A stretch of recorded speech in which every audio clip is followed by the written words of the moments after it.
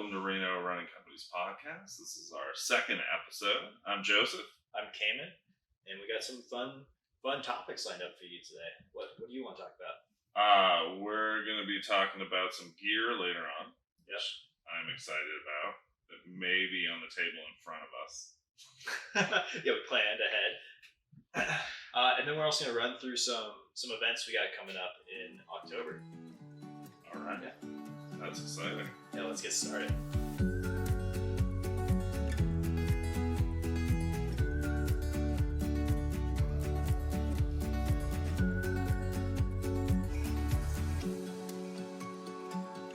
So, it's been a month. Yep. Since we've last seen everybody. Lots happened. Tons happened. Yeah. We had the store birthday.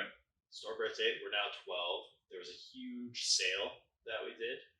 I don't know that I've ever seen us mark product down the way we did that weekend. It was wild. Yeah, some of the busiest days. I bought some stuff. It was so cheap. I was like, oh. I was a little preoccupied with Rock Reno, which is also a ton of fun. Yeah. So the sale, same weekend, Rock Reno ran. I was like 1,000 people at that race. Saw a ton of your guys' faces. It was great. Nice. Yeah, that was a lot of fun. Nice. I reread The Republic, Okay. which, I've been told might not be the most relatable thing. But if anyone likes Play-Doh, and you know who you are, Come by the Spark store. Dr. Joseph. Did some running in Yeah. September. I went to the Grand Canyon. That was super fun. Pretty fun. Yeah, my girlfriend Lauren was running rim to rim with some of her Ooh. friends from the East Coast. That was super cool. I want to do that. Yeah, there was a group of like 15, 16 people, and I knew two. Nice. It was a good time. Yeah. But if you're looking for aspen trees, like the road to the North Rim it just blew my mind. Oh. Yeah, like, I've lived cool. in the Sierra Mountains my entire life, more or less. Seen a lot of aspen trees. Yeah. I've seen nothing like the North Rim of the Grand Canyon. Yeah. Okay. So what it looks like happened is a couple of years ago there was a big fire that burned out a bunch of the mountainside there. Sure. And like pine and firs grow a lot slower than aspen trees. So Yeah. all the aspens have sprouted up, and they're all they're relatively small, they're like 10 to 15 feet, but it's just as far as the eye can see. Entirely aspens, like Whoa. big rolling hills. It's not like the little groves we get here. It is Yeah. an entire forest of aspen. That's That's mind blowing. It was so That's cool. cool. That's really cool. Yeah, that reminds me of places outside of Fairbanks Oh yeah. where they just have these rolling hills that you can't. I mean, it helps. It doesn't have to be as big if there's hills, True. It's because you Yeah. can't see as far, but you're just like, oh man, there's a lot of aspens. I was wondering if aspens require a lot of water, right? Mm. Because we always see them in the drainages. Yeah, And especially in dry places. yeah, exactly. Like here. Yeah. But when I was looking at the Grand Canyon, and like it really didn't matter if there was a drainage that they were growing in. They start like I wonder if they get more moisture, and then they can just grow anywhere they're not competing with pine trees. That's I don't know. interesting. Yeah, I don't know. What else happened? Someone say something in the comments. Yeah, someone will let us know. Yeah, all your fun aspen facts. Yeah. I went to San Francisco last weekend too. Oh. I got a vacation there. Yeah, it was Okay. great. Okay. Saw a concert with a couple up and coming artists at the Swedish American Hall. It was, Never been there. It's pretty small, but it's cool. Yeah, it seems like an older style building. We Yeah. saw 3 artists in San Francisco for $17. That was pretty good.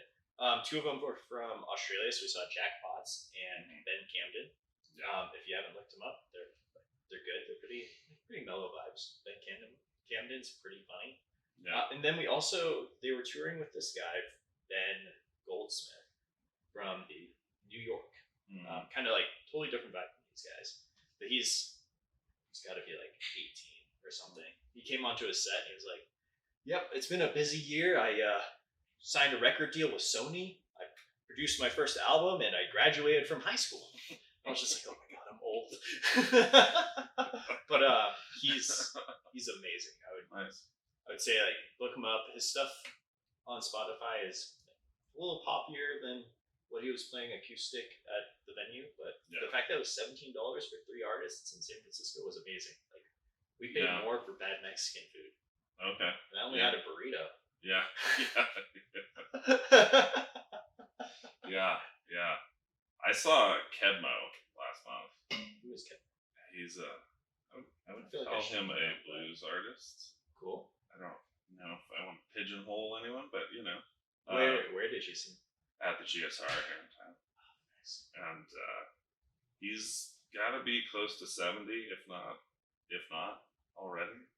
And man, this guy is still amazing. He was kneeling at one point in the concert, on the at the stage, playing a guitar solo to some young woman in the front row, and he's like 70 years old, give or take. So he has to go over and I was help like, him new back life. up. Yeah, no. Yeah, I haven't seen. I was like, new life goal.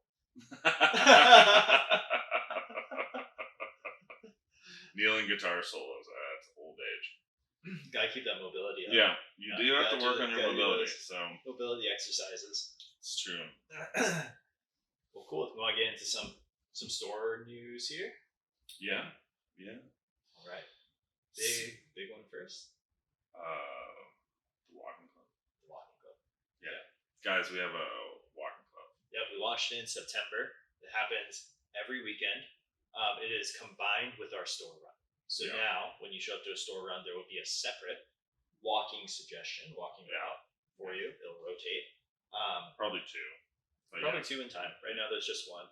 That happens at 8 a.m. at our Spark store on Saturdays, 8 a.m. at our Summit store on Sunday. So far, it's been really successful. People are excited about it. It's a feedback I'm getting. Yeah. It's new. So I expect it to grow more. Mm-hmm. So we have it with the run, and what I hope is people will stick with it, and they don't, if they come as a walker, they don't feel like they don't belong. But when it's early and we're still building the walkers, if you come and there's not a lot of, there's only a few people. Just going for a walk alone. Yeah, I mean, I feel a little bad, but we're trying to, we're getting it off the ground. So, come talk to me if you come. And we do also have people, though, that they're like, I'm walking now, but I want to run. Yeah. And that doesn't have to be, you don't have to be in that camp to come to the walking club. But I just want people to be patient and come to feel welcome. So I promise the runners are nice. All of our promotion on our social posts and things, there's a lot of buzz and people just chatting on those posts more than what we're used to when we promote something like our store runs. So the interest is there. Yeah. Talk to your friends and invite them to come. People are interested, but they might need a little help just getting to the run. And there will still be coffee and snacks. Yeah. Coffee and snacks at all. Afterwards. On store runs, we have a fun run coming up on October 22nd with ASICS. We're doing a Halloween run that weekend at the Sunday store run. Bring a costume. There will be a costume contest, and there will be prizes. Yeah. Potentially free shoes. Ooh. Yeah. Mm-hmm. Yeah, that's very cool. I've also started planning this. I may be too early, but we already have a date. Yeah. Also, I already started planning talk about that. A ladies' night for December 7th. With Brooks. Yeah, Brooks. There'll be a bra fitting. There'll be drinks and mocktails, and Megan from Brooks will be here. So that'll be awesome. We listened to your feedback. It's been a while since we've done a ladies' night. But we listened to your feedback. There is not a run component to this event. Yeah. It's just shopping, drinks, come hang out. Bring your friends. It'll be fun. We did. I feel like it's obvious now. Yeah. I don't want to go for a run and then try on bras. So we did one or two of those. But not this time, guys. Not this time. And if anyone knows Ivy from our store, she's been around for a very long time. Yeah. She will also be at the events. You can hang out with Ivy and say hi. Yeah. Yeah, she only started 6 months after me. 11 years ago? Yeah.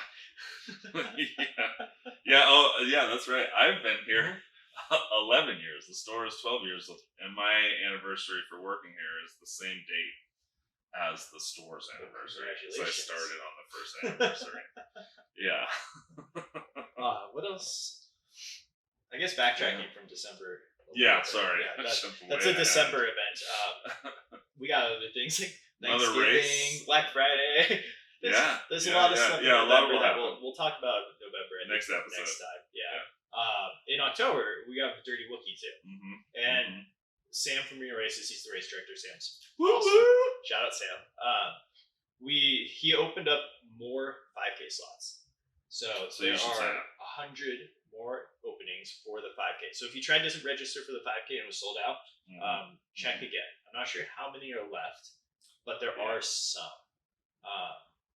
The 10K, to my knowledge, last time I checked, was not sold out yet. If you register for that race, I'll be timing it. I'll see you at the finish line. There you go. There you go. Costumes welcome. Yeah, always. That's a really fun race, I think. Do we know if they have any rules about like head pieces for costumes? You know how like you go to a Star Wars opening now and they're like, you can't wear your Stormtrooper helmet in the movie theater? Huh. I have no idea. That might be I'm just curious. Some fine print to read. Yeah. But we'll get back to you. To my knowledge, I don't know. Yeah. But like, you can always wear your hat. You can just take it off. I guess you just take it off and hold it. Yeah.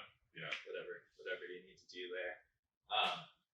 Because you're watching the podcast, we also have a little treat for you.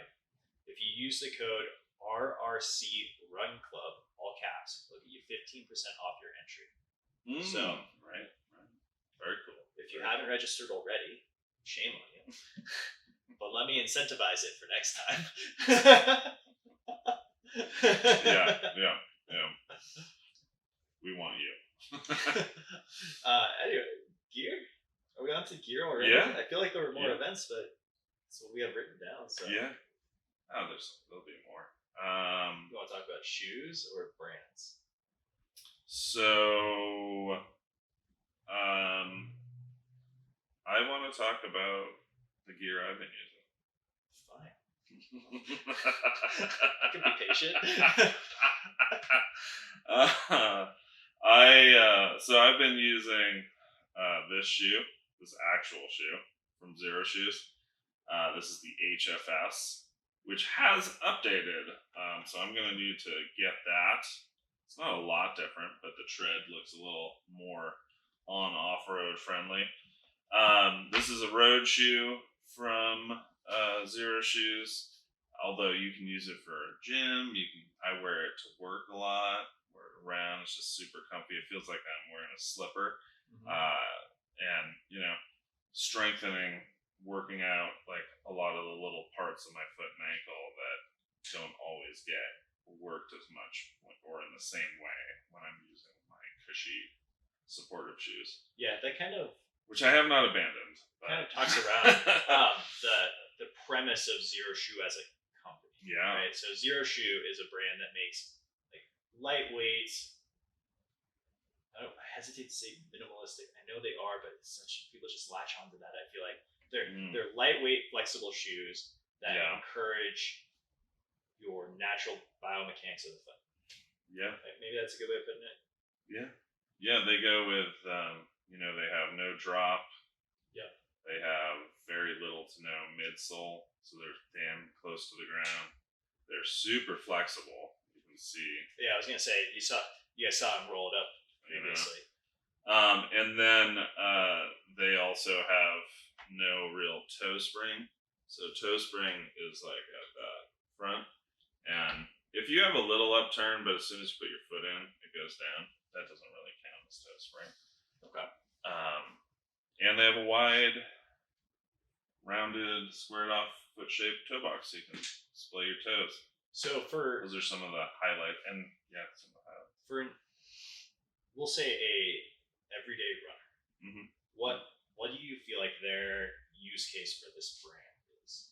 So not necessarily someone who's like a minimalist runner. Sure. They run in lightweight shoes all the time. They do the exercises around it that you need to do to like strengthen your feet so you can run sustainably in a lightweight shoe. Yeah. But for your everyday goes out and does 20 miles a week in a pair of like Brooks glycerins. Sure. So stock standard, high cushion shoe. Not quite a Hoka, but still in the upper levels of cushioning.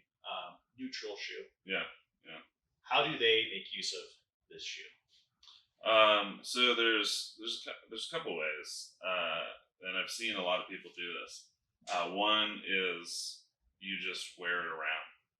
So it's a little bit of a surprise, but you talked about doing exercises to prepare if you wanted to be into minimal running, which is a common thing. If you just wear minimal shoes around, and I'm talking like on date night, to the movies, like at work for the day or part of the day, or to the grocery store, like you're working your foot and ankle more than you would, and in different ways than you would. So you're getting some strengthening and some mobility done at the same time. Okay. And so people use it that way as one. I have a lot of people that buy it just for the gym. This is the second way. So this is their, even though they originally made this as a running shoe, but it's a do anything shoe, and it's a great gym shoe.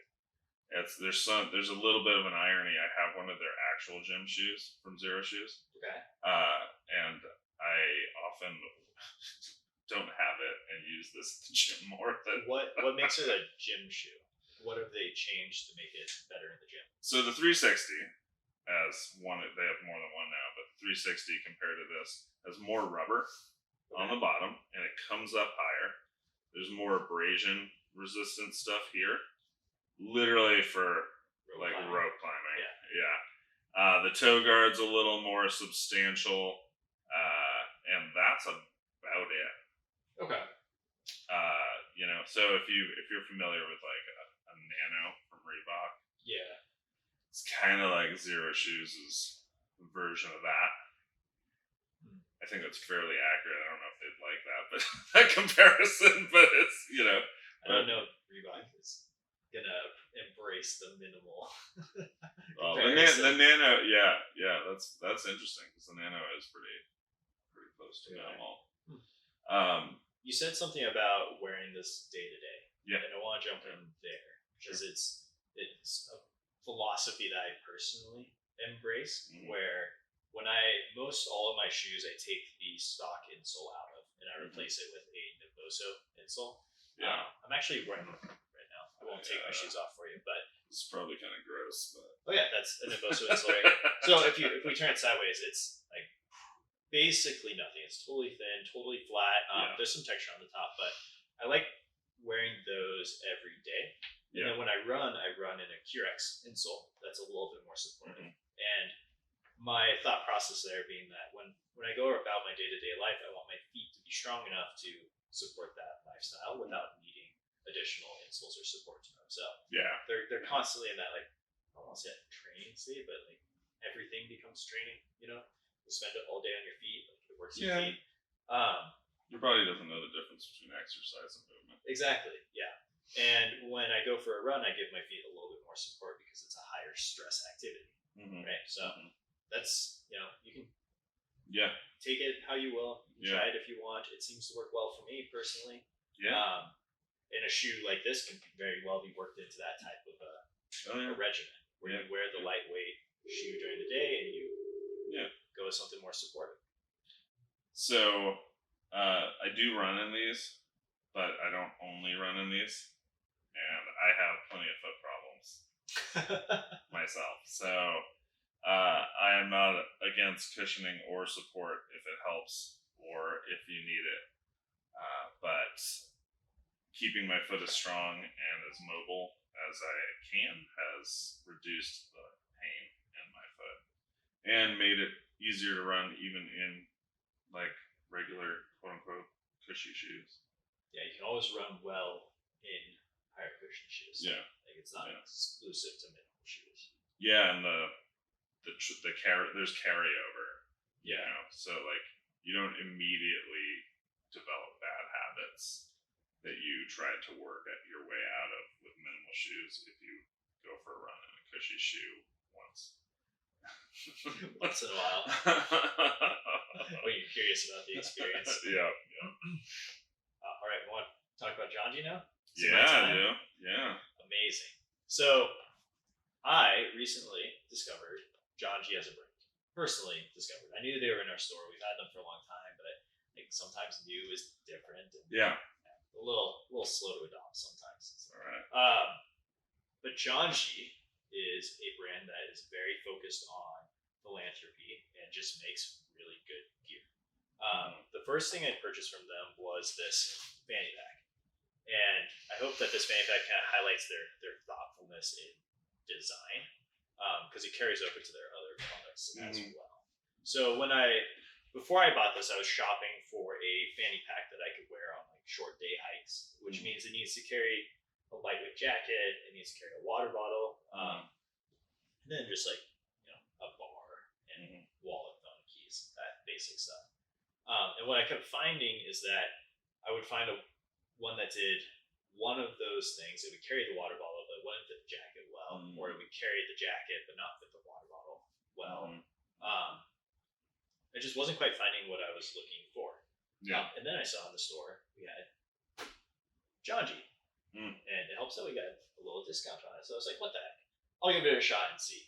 And what I found is that it's just chock full of cool features that make it great for short day hikes.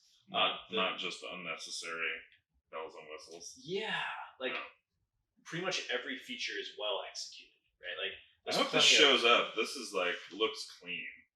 I mean, but there's more dirty because I've used it. That's not what I mean. But it looks clean in design.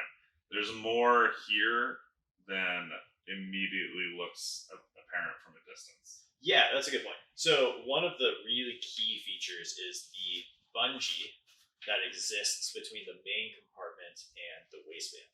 So this is meant to stuff like a jacket into. It'll hold everything up to a light sweater really nicely. You can also fit a water bottle in here or your trekking poles if you want to cross carry trekking poles in here, and it will do all three. You can fit a flask, your trekking poles, and a water bottle, or a flask, your trekking poles, and a light jacket, all inside here while keeping this main compartment totally open. I like that. If you wanted to put your you have say a larger jacket stuffed there, this pouch is plenty big enough to take like a salmon soft flask. So most of the time what I'll do is I'll have like my fleece vest in the stuff and then a flask in this main compartment. Right now I've just got like my day-to-day work related things. Here I got some business cards and chapstick and sunglasses, something to make notes on. Inside of the pocket there's two additional small pockets. So it's got a ID size little pouch, which is fine. I don't use it that often. But then it also has a key ring. And if you've ever lost your keys in the middle of winter in Carson Pass without service, which may have happened last year, you'll appreciate the fact that it locks. So if you leave the pocket open, you leave it open. So I've heard. I love you, Drake, but man, that was rough. The key ring locks, so it doesn't come undone. There's a little tiny switch here. You guys probably won't be able to see it, but it's black and it turns. When it's turned, it opens. When it's turned back, it locks. You know what else you could put there? What? If you needed to, your wedding ring. I know neither of us have one, but I mean, I would assume that I have an equally funny. Upset. Yeah, I have an equally funny story to your Carson Pass story. You'll have to ask me about someday. Okay. So that's super cool. The bungee here is controlled by a tab at the bottom. I haven't found that I've needed to adjust it a whole lot. Like in theory, you could. I think it's meant as a running pack is how they market it. I don't know that I would use it as a running pack, but if you were going to put stuff inside here and run with it, you probably want to use this to keep the external pouch nice and tight to the waistband. On the inside of the waistband, there's a security pouch right here that is water and sweat resistant. So you don't have to worry about sweat in the external pocket because it's separated by that bungee. Like, you could put your passport in there if you were traveling. You could, yeah, the security pouch. But I found that the security pouch works pretty good for moisture. Sometimes it gets a little humid in there, but it's never just like outright wet. The inside of this pouch also has a pass-through for their shoulder strap. Oh. So if you didn't want to wear it as a fanny pack, you can take these guys, stretch it out a little bit, and then you can wear it like so as a like messenger style bag. It's large enough where it like doesn't look super funny, I'd assume. I don't know. I don't tend to wear fanny packs this way, but you could. There you go. Yep. I just did it really quick there, which probably shows how easy it is. But these pull straps, they just work. Like nice. Everything about the bag just works. So this fanny pack was kind of my gateway to Janji as a brand. That was when I started to learn more about the company and checked out their other products. My favorite pair of running shorts right now are from Janji. Yeah. Is it the AFO short? Yes. Yep. It's the short that has, the way I would describe these shorts is they're a pair of compression shorts. So they're 2-in-1, meaning that they have a full length compression short on the inside and then the short, the fabric, loose fabric part is on the outside of them. And the way I would describe them is they're a compression short that just has like fabric stitched around the outside. Yeah. It's lined with pockets around the entire top. So you can fit like a full 4-hour run worth of snacks. There's a water bottle pocket in it. And there's the same security key feature as in the fanny pack with the locking. Nice. Locking carabiner. That's pretty handy. Yeah, it's I'm really happy with this brand right now. They make fun colors. So you can fight the new term I learned today, millennial gray. Apparently it's a thing where like the millennial generation seems to love 3 colors: black, white, and gray. Wow. As you can see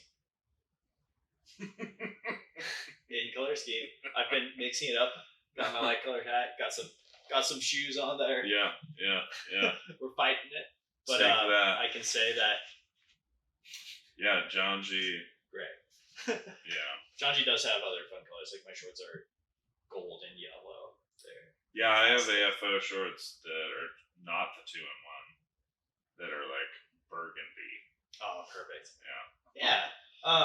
But as a brand, I'm really happy with Janji so far. I haven't picked up any of their products and thought that they weren't as thoughtfully designed as the fanny pack. And then they have some sustainability story things and some like fair wage. We'll link that in the description so you can hear it direct from them. I don't want to put any words in their mouth. But it's worth checking out. We sell their stuff in store. It's true. And that's probably a nice segue for our partnership that we got coming up. All right. So, I shouldn't say this yet because it's not entirely confirmed. Oh boy. But in November, we're going to be doing a collab with the Eddie House. Okay. So you're going to be able to buy some co-branded product with the Eddie House and Reno Running Company that is going to donate a portion of the sales to the Eddie House. And for people who don't know what the Eddie House is, it's a youth-focused, I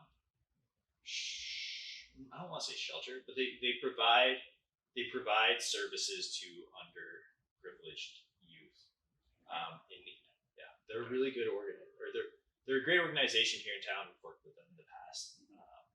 If you have the means to support local foundations, they're definitely one that I would look at. Yeah, so a portion of the sales of these limited edition products will go to Eddie House. The other portion will go to the local leukemia foundation. Nice. I won't say too much more. Okay. But it's on the way. They're going to be super cool, and they will spell out. Very cool. I have a they did some stuff with Old World like some number of years ago, and I have a really cool mug that was part of a fundraiser. Nice. That Old World was selling these mugs for the Indie House. So I look forward to seeing what the merch looks like. Yeah, it's gonna be cool. This is going to be something that we do more of in the future, where we partner with local charities. We produce something that's co-branded, limited edition, and we raise money for these charities. So if you I like it. if you have a charity that's really close and dear to you that you would like to see us work with, let us know. We're always open to cool people doing good things in our community. Yeah, it'll be. I look forward to this, and if anyone has any ideas, we're always open to more suggestions. I think that about does it for us today. Yeah, that about wraps it up Yep. for episode 2 of the Reno Running Company podcast. Still taking name suggestions. So feel free if someone feels inspired. We prefer to not call it the Reno Running Company podcast. But we'll see how it goes. This is where we are until something changes. You may have heard that we had a big sale earlier in the show. Yeah, things were like 75% off. It was crazy. insane. If you didn't know that and you want to be in the loop, subscribe to our email. The link will be in the description to a little widget where you can sign up and not miss the big annual sale that will be coming next year on approximately our birthday. Yeah. By which time I think everyone will have forgotten. Yeah, of course. There will be some other fun activations around it next year too. We're working on food trucks, maybe some live music. It's gonna be a whole thing. It's gonna be a lot of fun. Nice. As always, like and subscribe if you haven't already. We will have more episodes with Joseph and I and some guests soon. In episode 3. That's all I got. Yeah. All right. Have a good one, everybody. We'll see you next time. Cheers.